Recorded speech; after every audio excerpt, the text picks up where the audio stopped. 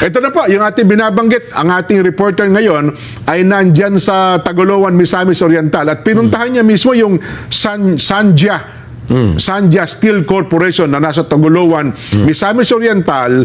Nako, ang mga trabahador daw po doon na walan ng trabaho ay mukhang kumakatok po sa damdamin ng ating pamahalaan. Ito siguro ang bubungad ng trabaho ngayon kay Secretary Francis Tolentino, no? Kasi trabaho ng mga manggagawa ito. Si Richard de la Cruz, Dong, kamusta ka dyan? Sir Jen at taga Sir Ben, maadjong hapon.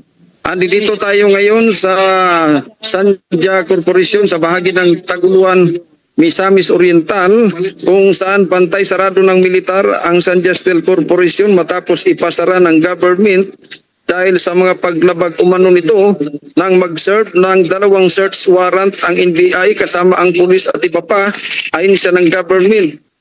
Kasama din ang PAOK na pinamunuan ni retired General Benjamin Acorda Jr. Sa isinagawa nga press conference na pinamunuan ni retired General Benjamin Acorda Jr.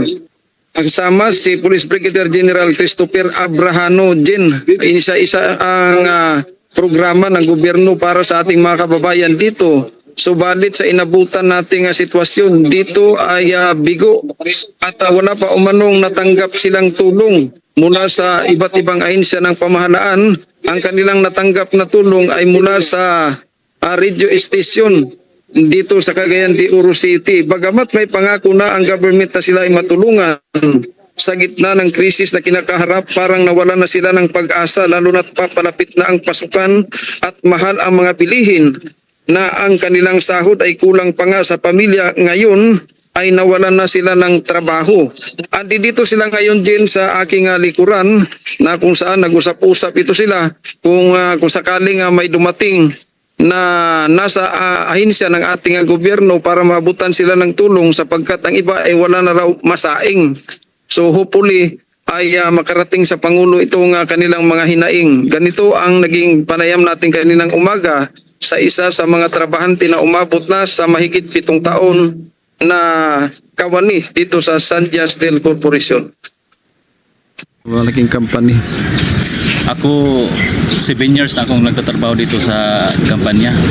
So hindi namin inaasahan nga ganito yung pangyayari sa amin. Marami kaming mga trabahante dito, mahigit 300. Sobra. So kawawa na yung mga pamilya namin kasi kami lang yung inaasahan sa bawat pamilya na sila makakain din. So sa ngayon wala pa kaming natanggap na tulong galing sa mga lokal na gobyerno dito. At saka noong nakarang araw nakatanggap kami ng tulong bigas, yun lang. Sa ngayon din ay bantay sarado ito ng militar. Ayon naman sa kanila, kaya nila binabantayan para hindi makapanloob itong mga masasamang loob dito sapagkat ang kaso nito ayon nga sa PAOK ay naisampa na sapagkat iniisa-isa ang mga paglabag umano sapagkat may mga kagamitan na delikado umano. Hindi rin natin maunawaan kung ano-ano ang mga ito. Ang nasa iba't ibang ahensya din ang ng pamahalaan ang specific magdetermine ito kung talaga bang delikado. Subalit itong ating mga kababayan ay umaasa na sana ay matulungan sila sapagkat papalapit na nga ang pagbukas ng pag-aaral at gipit na gipit ang ating mga kababayan dito at wala na silang makain yung iba.